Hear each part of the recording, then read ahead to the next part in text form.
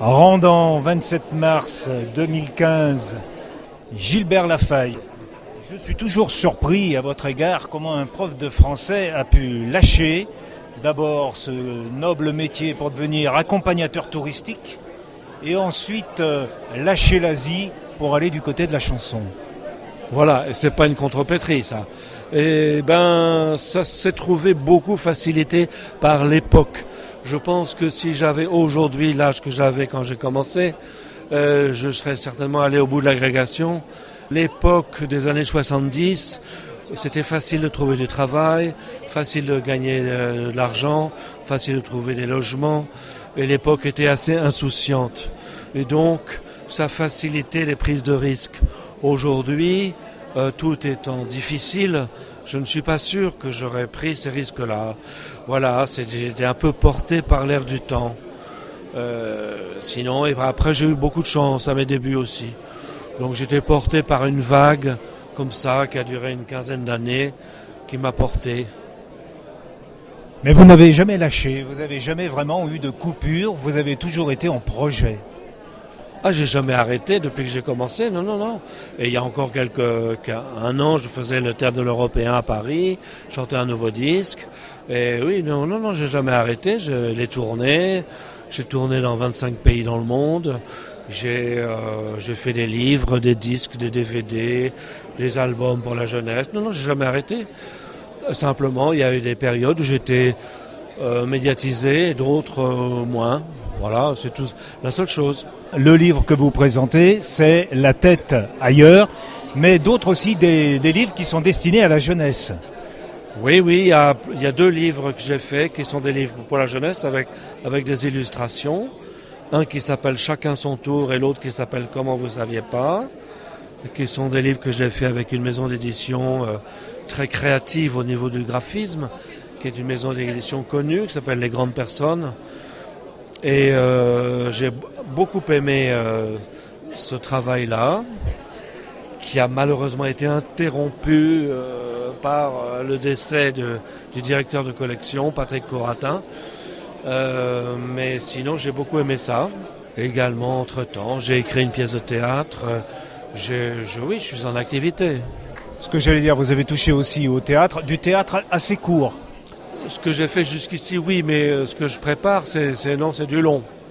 Je m'intéresse à différentes formes d'expression que je suis capable de faire aussi.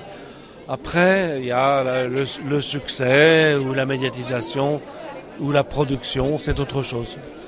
En 96, en faisant le Dents d'Ivoire et Peau d'ébène, cela vous a ouvert pas mal de portes du côté des écoles, du monde scolaire, pour pouvoir parler du métissage. Oui, mais là aussi, j'étais un peu porté par quelque chose qui était dans l'air du temps et qui est tombé à point, puisque cette chanson a été reprise par beaucoup d'associations antiracistes, notamment à Vitrolles. Ça a donné lieu à un clip qui a été beaucoup diffusé, qui a été diffusé en salle de cinéma, qui a reçu le prix d'un des meilleurs clips, qui a été interdit à la télévision française. Et cette chanson a beaucoup été chantée par des chorales, parce que il y en a eu 3 à l'époque sur le même sujet. Il y avait une chanson de Louis Chédid qui s'appelait Le Gros Blond. Il y avait une chanson de Pierre Perret qui s'appelait La Bête Immonde. Et voilà, c'était porté. Mais bon, la mienne n'était plus universaliste, puisqu'elle parlait, elle désignait pas vraiment. Et elle parlait du métissage, de l'appartenance à une planète, du genre humain. Il y avait juste une petite pique à certains hommes politiques, mais c'était bon. Et elle a eu du succès, effectivement, par cet aspect fédérateur. Enfin bon, cette chanson est sortie en fait il y a 20 ans. Et c'est bien la preuve que les chansons ne servent à rien, puisque 20 ans plus tard, la question se pose de nouveau, de façon beaucoup plus aiguë, quoi. Et voilà, on fait des chansons. Qu'est-ce qu'ils disent ça ? On fait des chansons, je sais plus qui ça. On fait des chansons. Vous tenez des propos pessimistes, là. Cela ne veut pas dire que parce que vous n'avez pas changé le monde avec une chanson, qu'il ne convenait pas de le faire. Au moins pour vous, il fallait le faire. Non, ça va, elle m'a... Je pense pas que ce soit pessimiste, je pense que c'est lucide. Et notamment le constat sur l'air du temps. Pessimiste sur l'effet de votre chanson. Elles ne changent pas le monde. Non. Elles accompagnent parfois les choses. Faut pas on fait les choses sincèrement.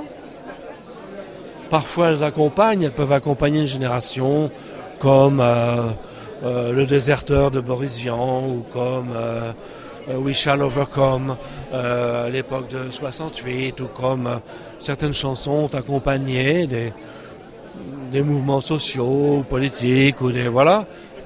Puis parfois l'opinion publique ne s'empare pas, mais je constate quand même que quand je chantais cette chanson il y a 20 ans, c'était presque enfoncer des portes ouvertes. Il y avait une adhésion du public à 99%. Le consensus n'est plus aussi national. Ah non, pas du tout. Et puis les mentalités ont évolué, les valeurs ont changé. Oui, l'époque, quoi. Il y a beaucoup d'enfants des 68 heures reprochent à leurs parents leur mode de vie, leur comportement, voire les valeurs qui ont été les leurs. Ce qui se passera, parce qu'il y a une morale quand même, c'est que leurs enfants à eux vont leur reprocher les leurs. Il y a une justice dans le cycle du temps. Oui. Parce qu'en fait, c'est comme l'alternance gauche-droite, où c'est quand l'histoire, c'est vraiment un balancier, l'histoire, et puis les enfants cherchent à s'opposer aux parents, ce qui est normal. De génération en génération, finalement, il y a quand même des longues traditions qui perdurent. Et c'est sûr que moi je me situe dans une tradition qui n'est pas celle qui est dominante aujourd'hui en France. Quelqu'un disait 3 pas en avant, 2 pas en arrière, on a gagné quand même un pas. Oui, on va dire ça, mais c'est dommage. En ce moment, il se trouve que je travaille pas mal sur les années 20 et sur la fin du 19e siècle et le début du 20e siècle. Et c'est assez curieux de voir que, à la belle époque a succédé la guerre de 14 et aux années folles a succédé 39-45. Et quand il y a des cycles, il y a des choses qui se reproduisent. Et là, en ce moment, justement, je suis en plein dans la montée des périls et les années folles. Il y a des parallèles qui se font. L'intolérance, la désignation de boucs émissaires, les ligues, les gens qui se ferment. Alors qu'en fait, tout ça est orchestré, est organisé. Ce sont des phénomènes économiques. Le peuple est plus ou moins dirigé, on lui désigne des boucs émissaires. Et voilà, mais je veux dire, quand bien même il y aurait le double de travailleurs immigrés en France aujourd'hui, ça ne mettrait pas en péril l'économie française si elle était saine et dynamique. Mais elle ne l'est pas. Dans votre carrière, est-ce qu'on peut dire qu'il y a eu 3 époques? Celle de la découverte, où vous avez été quand même soutenu par Nougaro, par des gens prestigieux, vous avez eu des prix. Vous êtes sensible aux prix? Je l'étais à l'époque. Oui, c'est exactement ça. Il y a eu 3 périodes. Les débuts qui ont été assez faciles, avec plein de récompenses, plein de reconnaissances, médiatisation. Ça a duré à peu près une 15aine d'années. Après, il y a eu un drame personnel, une rupture pour vous. Et puis ensuite, il y a eu une remontée qui est arrivée jusqu'aux années 90, qui s'est remontée jusqu'à la Charles Cros, l'Olympia, plein de choses. Et puis la 3e période qui s'est ouverte en gros dans les années 2000. Après cette première période, la deuxième, étrangement, vous avez été un peu novateur puisque sur scène, vous avez mélangé un peu les genres, c'est-à-dire vous êtes un peu touche à tout, c'est-à-dire il y avait la chanson, il y avait des sketchs, il y avait du petit théâtre déjà qui apparaissait, des gags. Oui, j'ai fait ça pendant plusieurs années, c'est vrai. C'était bien, ça, je le fais plus, mais je l'ai fait pendant presque 20 ans. C'était une forme qui me convenait, qui me plaisait, d'alterner les chansons, les sketchs, la comédie, Et le public adhérait tout à fait à ça. C'était une manière aussi de me positionner. C'était une manière de réintroduire l'humour aussi, parce que je n'écrivais plus de chansons drôles. Donc dans le spectacle, il y avait quand même de l'humour grâce au sketch. Voilà, je l'ai fait, je renie pas, je le fais plus. Et après, vous êtes passé vraiment ce qu'on appelait autrefois le récital, qu'on appelle maintenant le concert, avec une formation orchestrale derrière plus musclée. Et ça vous plaît aussi, ce compagnonnage avec les musiciens? Il y a eu beaucoup de choses. Il y a eu aussi bien le compagnonnage avec Michel Aumont, le guitariste, qu'avec Richard Galliano, que j'ai fait quand même 2 disques avec eux, et puis 10 ans de tournée. Il y a eu aussi Léonissime, puis Nathalie Fortin. Oui, l'aspect musical. Après, je me suis un peu positionné différemment, mais ça, c'est pareil pour tous les gens de mon âge. Il arrive un moment où on vous demande plus les chansons anciennes que les nouvelles. Parce que les gens veulent retrouver leurs souvenirs, ou voilà. Et donc, dans la construction d'un récital, ça change la donne. Les gens, finalement, n'attendent plus de nouveautés de votre part. Et ils attendent de retrouver ce qu'ils connaissent. Alors, il ne faut pas pour autant arrêter de faire la nouveauté, mais ça change un peu la donne. En gros, il y a une époque où on est dans la course, dans la compétition, que je suis le premier à déplorer, mais c'est quand même une sorte de compétition. On est dans la course, on vous réclame des nouveautés pour alimenter le système médiatique, les ventes, etc. Puis une époque où si vous avez conquis le cœur du public, on vous réclame des souvenirs. Mais c'est pareil pour Georges Chelon, pour Lenny Escudero, pour Tachant, il a arrêté, mais pour beaucoup de gens, c'est-à-dire au bout d'un moment, on voudrait entendre ce qu'on a aimé. Et on est moins porté sur la découverte d'une nouveauté qui, de fait, est moins nouvelle. Mais moi, j'ai vu Charles Trenet, il avait 80 ans, il continue à écrire, mais j'étais dans le public. Pour Francis Lemarque aussi, pareil. J'attendais Marjolaine ou j'attendais Il y a de la joie. Ils continuaient à écrire des choses honorables, l'un comme l'autre. C'est assez mystérieux, hein. Quelque part, ça intéresse moins. Dans la même idée, si vous me permettez, vous organisez un concert avec Tartampion chante Ferrat, vous ferez plus de monde que si Tartampion chante machin. Je crois que le public jeune va vers la découverte, qui correspond à la nouveauté de sa génération. Et le public plus âgé veut retrouver ce qu'il a aimé.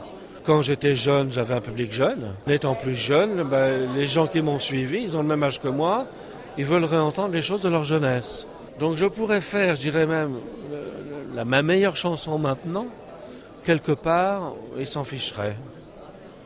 Parce que ça ne vaudra jamais celle qui est associée pour eux à une histoire d'amour, à une naissance, à des vacances formidables avec une petite amie, que sais-je.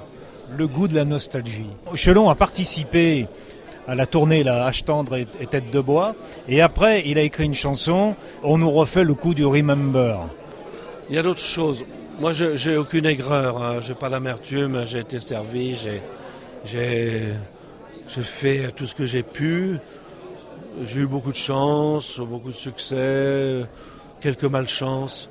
Par contre, ce que je crois, parce que je m'intéresse à la création artistique, pas simplement en chanson, mais dans d'autres domaines, il y a des courbes de création. Il y a des endroits où un artiste rencontre son époque et où il symbolise quelque chose. Et puis, après, c'est un autre qui prend sa place parce qu'il y a une autre génération. Et je crois qu'il ne faut pas faire l'erreur de s'accrocher éternellement à des choses comme ça du passé. Quelque part, un clou chasse l'autre ou un numéro chasse l'autre. Et chaque génération, chaque époque a ses étoiles qui cristallisent, qui symbolisent, qui rassemblent. Il n'y aurait rien de pire qu'un James Dean vieux et bedonnant ou une Marilyn Monroe aigrie. Il y a des choses qui correspondent et puis après, il y en a d'autres. J'ai eu une passion pour Charles Trenet, pour son œuvre. De fait, objectivement, ce qu'il a écrit et composé durant les 30 dernières années de sa vie n'intéresse personne. Il était sublimé en tant que Charles Trenet à partir de 1939 jusqu'à 1960, où il a concrétisé son époque, quoi. Et des très grands comme Brassens, comme Gainsbourg, quelques autres sont morts très jeunes, ils sont morts à 60 ans. Et donc ils n'ont pas eu le temps de devenir cons. Les mythes, ils naissent comme ça aussi. C'est très difficile. Mais je peux parler de Picasso aussi. Picasso, la production des 15 dernières années de sa vie, je suis désolé, mais c'est un peu sénile. Il peut toujours, ça reste du Picasso, mais c'est quand même du fond, c'est du bas de gamme, quoi. C'est pas ni les Demoiselles d'Avignon, ni la Paillole Bleue. Il y a des courbes qui vont aussi avec la virilité pour les hommes, enfin le potentiel érotique et le rapport au monde, la force vive, quoi. La fécondité pour les femmes aussi. D'ailleurs, il y a des périodes de ce qu'on appelle la force de l'âge. Hein, la jeunesse, l'apprentissage, la force de l'âge. Puis après, je suis désolé, on est sur une pente descendante. Même si on arrive à se tenir bien et qu'on est toujours créatif, c'est moins bien qu'à un moment où on est au sommet de son art, pleine possession de tout, quoi. Est-ce que pour ralentir cette glissade que vous décrivez, une réponse serait justement de varier les supports de l'expression comme vous faites? La chanson, oui, sans la négliger, mais le théâtre, mais l'écriture de livres? Non, je pense pas. Enfin, je suis pas forcément un bon exemple parce que moi, ma vie a été brisée plusieurs fois. Et donc, j'ai pas une carrière très exemplaire à ce niveau-là. Mais je pense que de toute façon, si je n'avais pas eu ces événements tragiques dans ma vie, je me serais retiré discrètement un jour ou l'autre, quoi. Il y a la carrière, il y a le fait de gagner de l'argent, il y a la reconnaissance. Après, il y a la créativité, la vraie créativité. C'est très difficile d'arriver à survivre lorsqu'il y a une telle accélération des changements de mode et de l'époque, quoi. Et aujourd'hui, ça va à une folle vitesse. Et la seule chose à faire possible, c'est de faire ce que l'on sait faire sans chercher à courir après la mode. Mais dans ce cas-là, c'est le succès qui vous quitte. Si on veut être honnête, il n'y a que ça à faire. Sinon, courir après la mode, c'est ridicule. Mais je plains les jeunes qui arrivent parce qu'eux, ils auront des périodes de succès qui vont durer au maximum 10 ans. Parce qu'il y a une telle accélération, c'est lié aussi aux moyens de production, c'est lié à beaucoup de choses, des phénomènes économiques. Mais auparavant, les artistes accompagnaient leur époque plus longtemps, parce qu'il n'y avait pas une telle pression économique, de tels enjeux. Et il y avait une espèce de, ce que Charles Trenet appelle les grandes gentilles vedettes dans une chanson, une espèce de bonhomie dans les rapports entre public et artistes, comédiens, etc. Aujourd'hui, c'est devenu un monde extrêmement dur. Il n'y a plus la place pour ça. Ce sont presque essentiellement des phénomènes économiques qui ont lieu. Moi, dans ce cas-là, je me retire sur la pointe des pieds. Je n'ai plus rien à faire là-dedans. Il y a une certaine sagesse dans ce que vous dites et je vous remercie d'avoir confié aussi simplement tout ce que vous venez de confier. Gilbert Lafaye, merci. Merci à vous, c'est sincère, mais ça alimente mes réflexions depuis quelques années. C'est comme ça que je réagis, moi. Mais d'autres personnes peuvent réagir différemment. Je ne dis pas que j'ai raison. C'est comme ça que je vois les choses et que j'en tire des conclusions pour moi, c'est tout. S'appeler Lafaye et subir des brisures, on se dit, est-ce que j'étais prédestiné? Pas du tout, puisque ça vient de fagus, qui veut dire le être, et que la faille, ça veut dire l'endroit où poussent les hêtres. Ce qu'on trouve en Bretagne sous le nom de le fao. Vous avez chez vous un être? Et oui, je n'ai presque plus de paraître. Je vous remercie beaucoup.